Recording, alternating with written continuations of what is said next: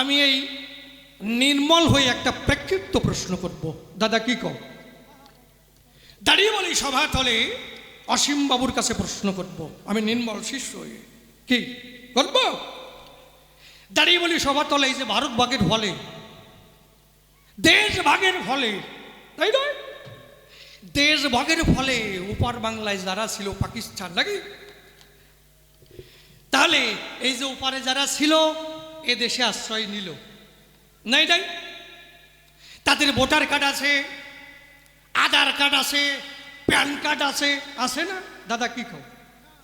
আবার চাকরি করছে করে না, ডাক্তারি করছে করে না, কত কাজ করছে করে না, কি কবি গান গায় না? সব কিছুই করে। তার মধ্যে আবার এর মধ্যে আবার টেনে নিয়েছে সিএএ। সিএএ, আচ্ছা এই সিএ করতে হয়, সিএএ করতে হবে কেন নাকি? কারণ এই সিএএ এইটা খায় না মাথায় নাই না গায়ে ডলে, এটা কি ব্যাপারটা কি এই সিএএ? আবার কেউ কয় সিএ কা কা কে কে, দাদা না সবজি না একটা জানবার বিষয়। তাহলে সিএএ এর আসল বিষয়টা কি এইটা ব্যাখ্যা করে বোঝাই দাও আমায়। এ কি খায় না মাথায় নাই না পাও বসে, কি পরিষ্কার কথা। তবে যেভাবে প্রশ্ন করি একেবারে সংক্ষিপ্ত প্রশ্নের মধ্যে কোনো ভেজাল নাই নাই। কল্পনাতে গান্ধারী জননী কাব্য ভূমিকায় বিপক্ষেতে আছে ওই যে কৃষ্ণ দয়াময়। যেভাবেতে প্রশ্ন করলেন সবারই সদন, আপনারা বসে বসে শুনলেন জ্ঞানীজন।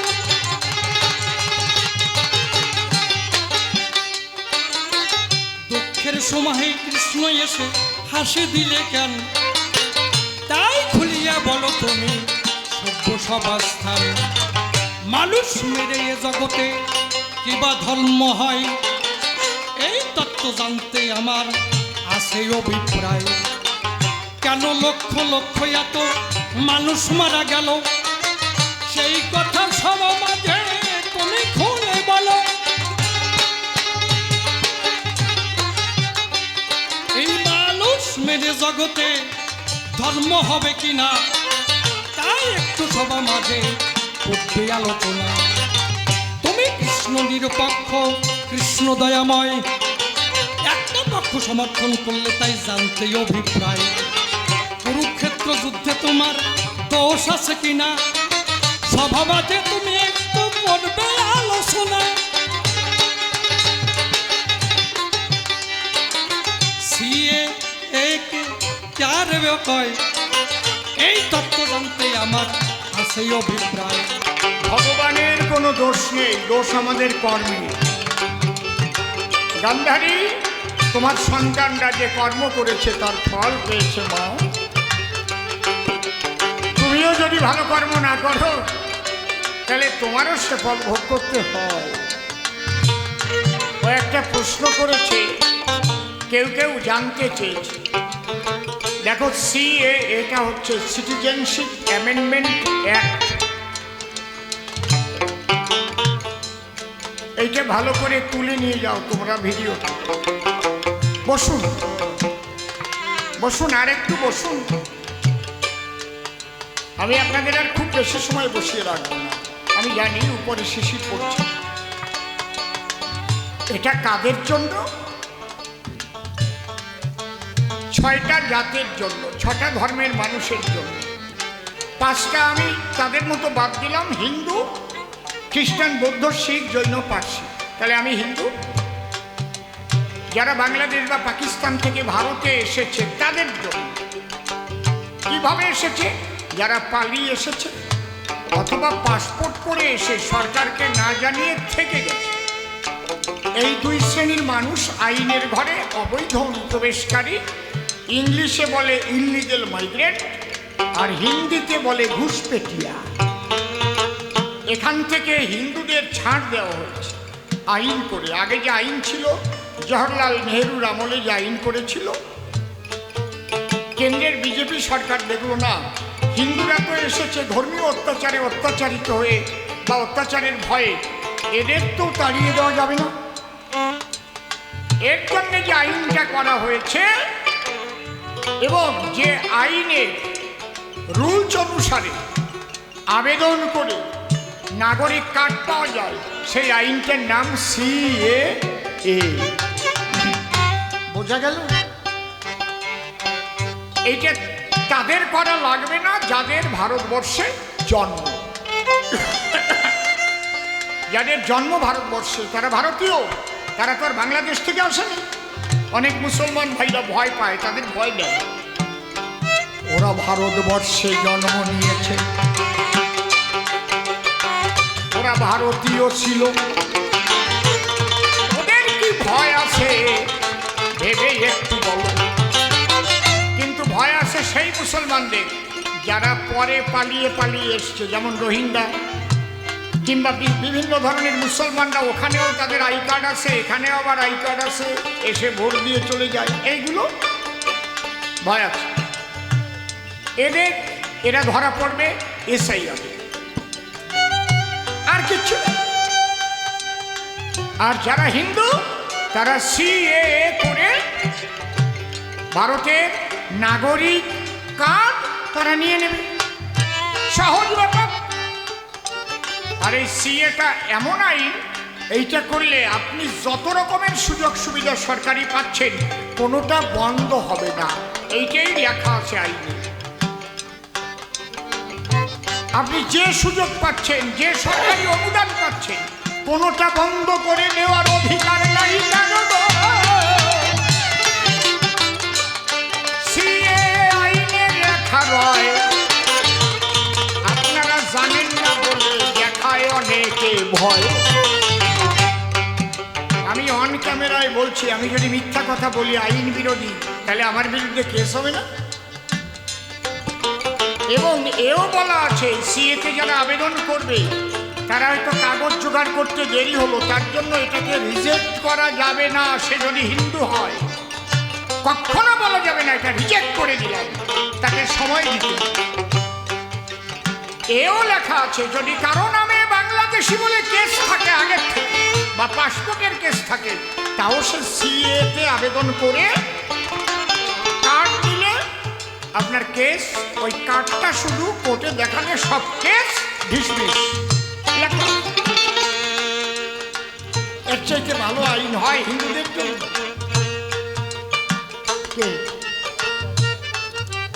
কি নাম? সমীর কান্তি পান্ডে।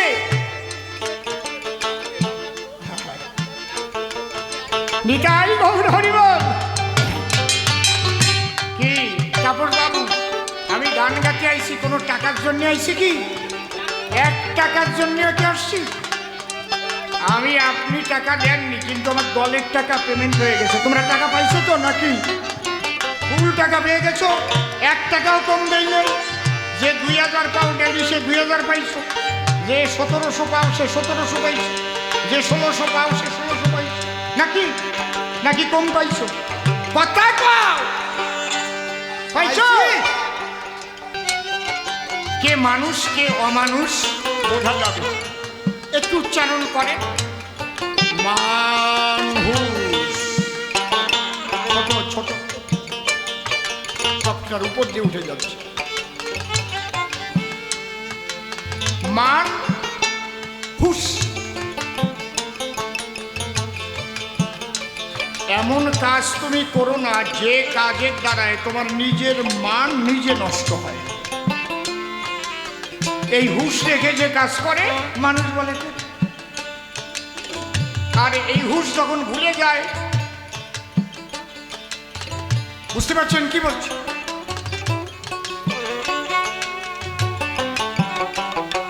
আমার একজন একদিন মদ খাইয়ে ফোন করিস,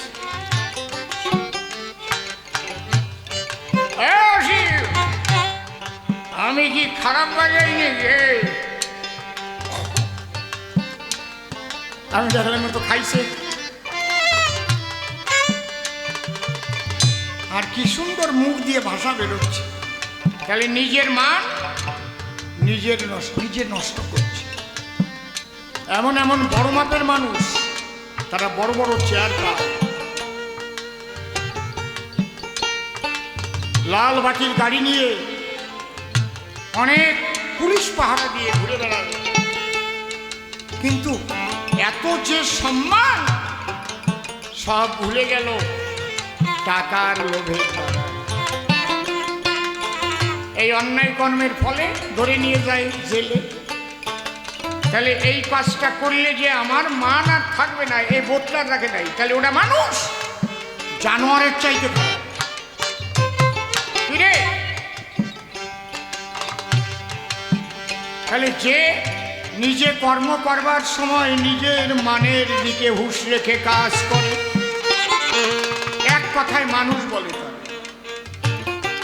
যে কাজ করলে নিজের মান নিজেই নষ্ট করা হয়, এই বোধ থাকে যার সবসময়, সেই মানুষ মানে যার আছে হুঁশ। মনে থাকবে, এই জন্য ভারতবর্ষের কেন্দ্রীয় সরকার একটা আইন করতে চেয়েছে, সে আইনে বাধা দিচ্ছে। কি? কোনো জনপ্রতিনিধি, সে প্রধানমন্ত্রী হোক, সে দেশের মুখ্যমন্ত্রী হোক, রাজ্যে অর্থমন্ত্রী হোক, ছোট এমএলএ হোক, এমপি হোক, জেলা পরিষদের সদস্য হোক, পঞ্চায়েত সমিতির সদস্য হোক, পঞ্চায়েত সদস্য হোক, অঞ্চল প্রধান হোক, এরা তো সবাই জনপ্রতিনিধি। যদি কেউ 30 দিন জেলে থাকে, তাহলে তার পর খারিজ হয়ে যাবে। কত ভালো আইন! তাতে বাধা দিচ্ছে না, আমরা মানি না, মানি না, মানি না। তার মানে ওই আকাশ করবে।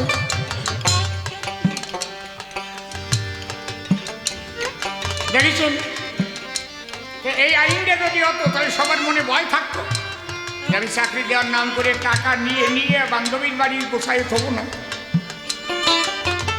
ভয় থাকতো না। আরে প্রধানমন্ত্রীও যদি ওই কাজ করে, সেও 30 দিনের মধ্যে তার প্রধানমন্ত্রী বাদ চলে যাবে।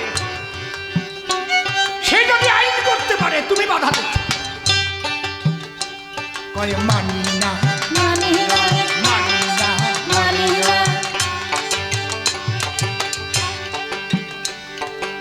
কারে কব দুঃখের কথা,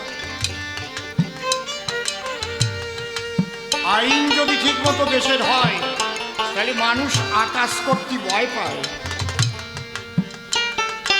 ঠিক কিনা? ধর্ষণ, আমি একবার ইসলাম রাষ্ট্র দুবাইতে গান করতে গেছি, এ বাজারে গেছি, এরা 2.5 লাখ টাকার মাল কিনি, বড় বড় বাজার, তার সামনে মাল রাখার জায়গা আছে ফাঁকা, সেই জায়গা মাল রেখে ওরে নিয়ে আর এক দোকানে যাচ্ছে। ও কয়, ও দাদা এই জায়গা মাল রেখে গেলে নিয়ে যাবে না? কয় কেউ ধরবে না। হাত দিয়ে ধরার সঙ্গে সঙ্গে কোথার থেকে পুলিশ চলে আসবে, বলবে মাল তোমার না। যে কয় আঙুল দিয়ে ধরছে, তদন্ত চলিতেছে, ও সব না, সাথে সাথে ওই কয় আঙুল কাটিয়ে দেবে, যাও বাড়ি যাও। কোনো চোর নাই। শারজা বিমানবন্দরে নেমে দেখলাম মোরে মদের দোকান। আমি ওরে কই, আসলাম কোন জায়গায়? সে যে কত সাজানো সাজানো, কত রকমের মদ রে। যিনি আমাদের নিয়ে গিয়েছেন তিনি বলেন, যতই আপনি দোকান দেখেন, বাইরে একটা মাতাল পাবেন না। সরকারি নিয়ম, যার যার বাড়ি বসে সে মদ খাবে, দরকার হলে ল্যাংটা হয়ে শীত হয়ে শুয়ে থাকবে, বাইরে মদ খেয়ে বেরোবে। এই আইন যদি করা হয়, কবে না মানি না, মানি না, মানি না, মানি না। করবা কি? নারী ধর্ষণ ধরা পড়লে পাথর মেরে মেরে ফেলে তারে। পথে একটা হাড় পড়ে আছে, যদি তুমি ওইটা তুলে গলায় নাও, গলা কেটে দেবে। নেবে কেউ 50 বড়ি ওজনের হার পরিয়ে থাকলেও নেবে, ধরবে আইন। আর এরা কয় মানি না, মানি না, মানি না। মানি না। কেন আমি করব? খারাপ কথা করছি নাকি? খারাপ কথা করছি নাকি? হ্যাঁ, কায়দা আছে। আমরা যে লেখাপড়া করি, যে জ্ঞান অর্জন করি, সবচাইতে বড় ইউনিভার্সিটি হচ্ছে আপনার পরিবার এবং মায়ের কোল, মায়ের গর্ভ। মায়ের সন্তানকে গর্ভে রেখে মা যত কুচিন্তা কুবাসনা করবে ওইগুলো সন্তানের মধ্যে প্রবেশ করে। এই জন্য একটা কথা আছে, মায়ের শিক্ষা আগে হলে শিশু শেখে মায়ের কোলে। ওমা গান্ধারী, তোমার এতগুলো ছেলে কোনোদিন একটা ভালো কথা শিখাইছে? হিংসা শিখিয়েছ। একদিন তুমি তোমার দুর্যোধনকে বললে, এই দুর্যোধন, কি ভীমকে দেখলে আমার গা ওঠে জ্বলে। একটা কথা বলি বাবা, তুই আমার বড় ছেলে। ওই ভীমকে দেখলে আমার গা জ্বলে। কি করবো মা? নিমন্ত্রণ করে আমার বাড়ি আন। বলবি আমাদের বাড়িতে মিষ্টান্ন রান্না হয়েছে, পিঠে পায়েস করা হয়েছে, তুমি একটু পেট ভরে খেয়ে যাও। আর ভীম তো খাওয়া ভালোবাসে, এই সাপেট মনে ফারাক্কার গেট। খাবার কথা বললি পাগল হয়ে যায়। ভীমরে নিমন্ত্রণ করে নিয়েছে, আর ওই পায়েসের মধ্যে বিষ দিয়েছে, পিঠের মধ্যে বিষ দিয়েছে। ওই গান্ধারী গেল কোন জায়গায় সে? এ গান্ধারী,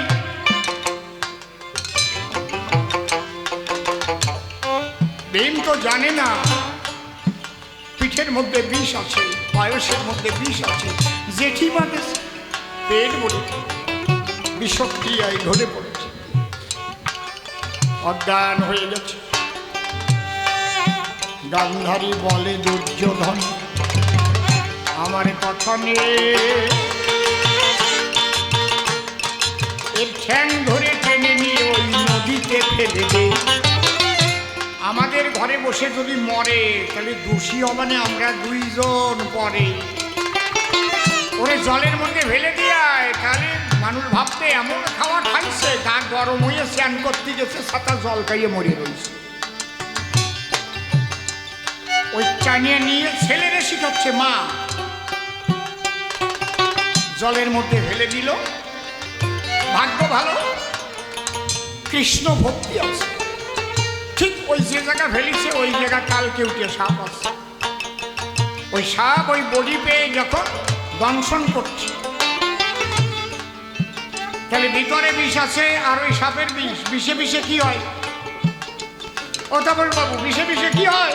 বিষক্ষয়। সাপে কাটা রুগী হাসপাতালে নিয়ে গেলি, জিজ্ঞেস করে কোন সাপে কামড়াইছে, বলতে পারবা? সেই সাপের বিষ আবার দেয়, বিষ দিয়ে বিষ কাটে। গান্ধারী, তুমি তোমার সন্তানকে হিংসা শিখালে কেন? জবাব দাও। সাধু শাস্তিছ না, আমার ছেলেরা মরিয়ে গেল, তুমি দোষী নাকি বলো? আমি কেন দোষী হতে যাব? ছোট,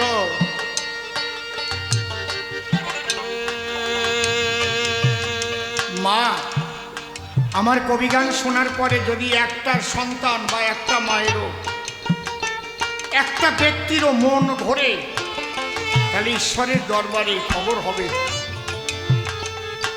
অসীমের কবিগান শুনে অন্তত একটা মানুষ ভালো হয়েছে।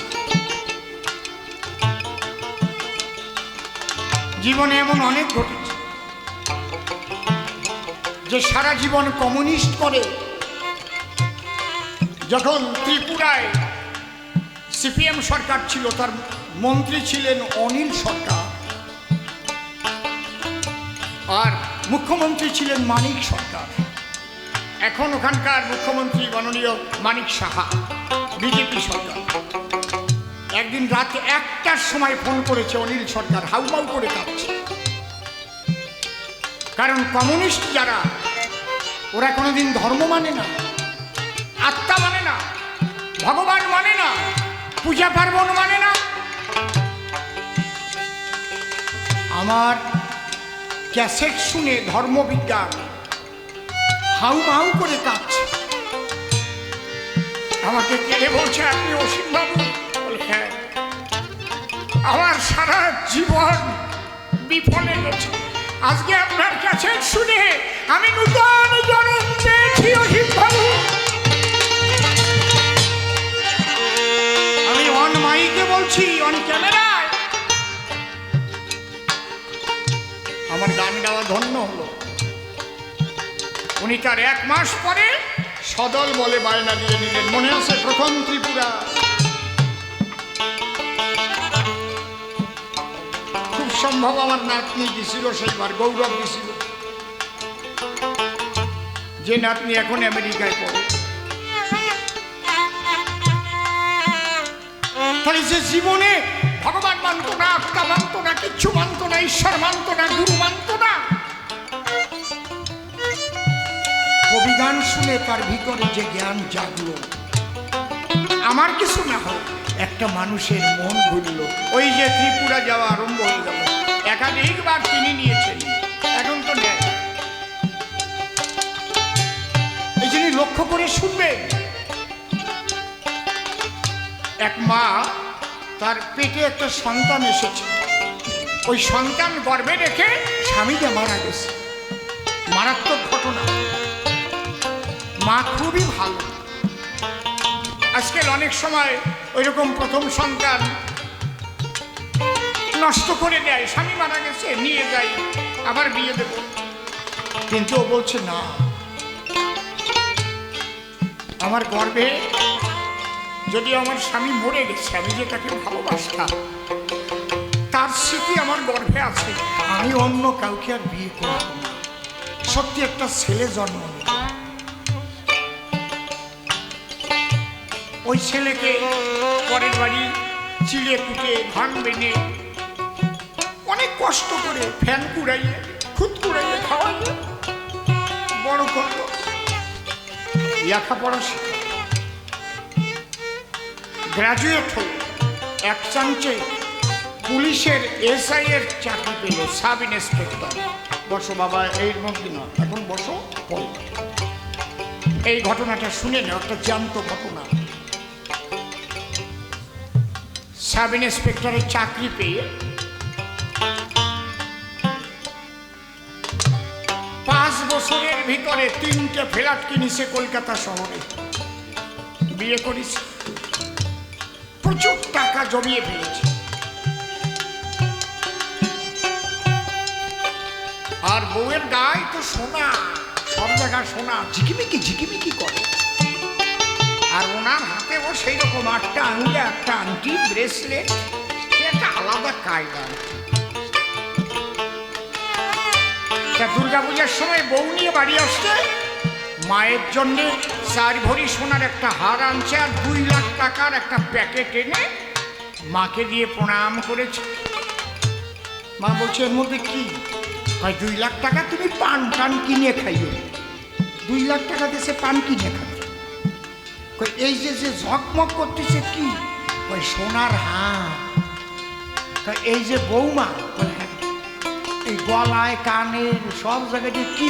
সোনা।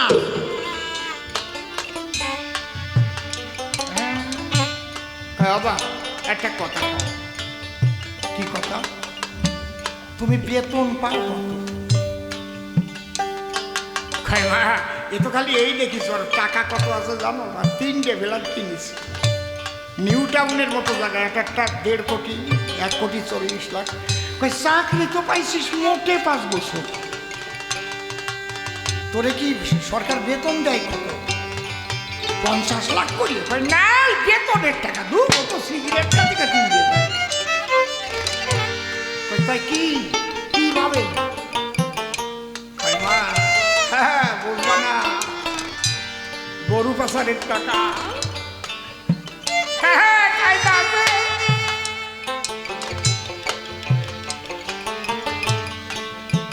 প্রচুর টাকা পাই মা।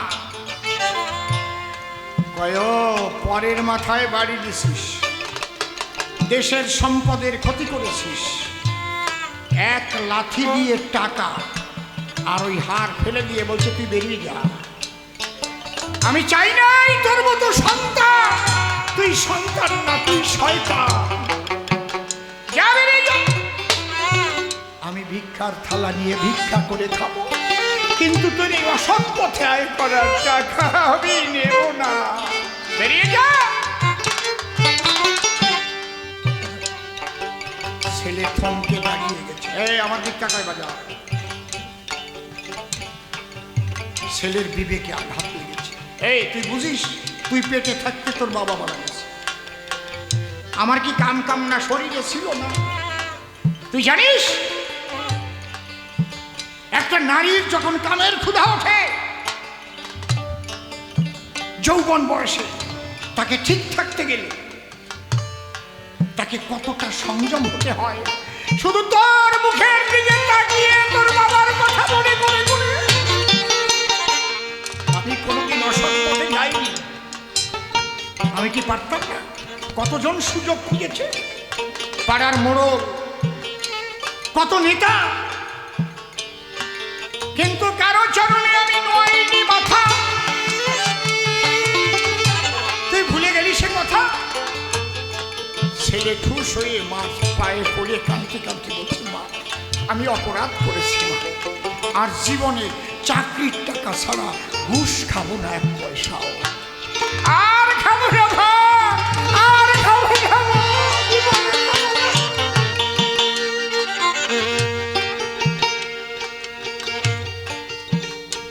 কই যা জমিয়েছিস আমি যা বলবো করতে পারবি? পারবো।